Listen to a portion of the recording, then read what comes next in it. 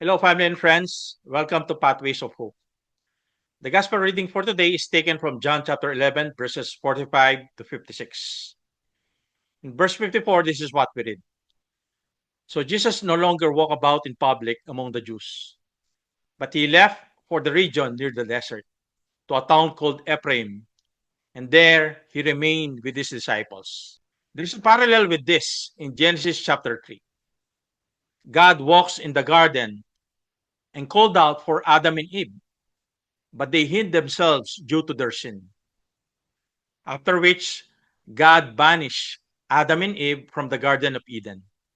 Thus, Adam and Eve no longer walk with God. Sin. Sin is what creates a separation between us and God. When we sin, we no longer walk with God. We no longer walk with Jesus. At the end of verse 54, even though Jesus no longer walked in public among the Jews, Jesus walked with his disciples going to Ephraim. He walked with his faithful followers. Walking with Jesus is a call to discipleship. Praise be to Jesus, our God and Savior. We are purified from our sins through his blood and death on the cross. Hebrews chapter 9, verse 14.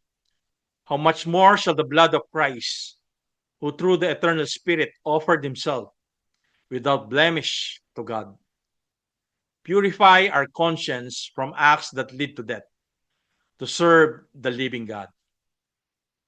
By his blood, by his death on the cross, we are purified. We walk with God again. We walk with Jesus again. Friends, this coming Holy Week, let's avail of God's grace to walk with Jesus again. This Palm Sunday, as we celebrate the Eucharist, walk with Jesus as he enters Jerusalem in humility and assured victory. Ask forgiveness from Jesus Christ for our sins as we avail the sacrament of reconciliation or confession. Walk with Jesus in his passion through the stations of the cross.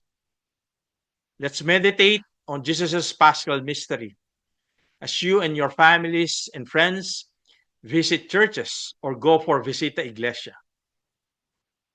Walk with Jesus in his agony and victory over death and sin at the cross on Good Friday and at the empty tomb on Easter Sunday. Let's walk with Jesus. Let's walk with God. Let us be his disciples, his faithful followers for the rest of our lives. Amen.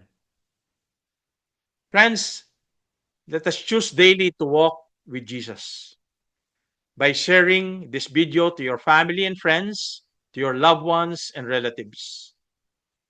God bless.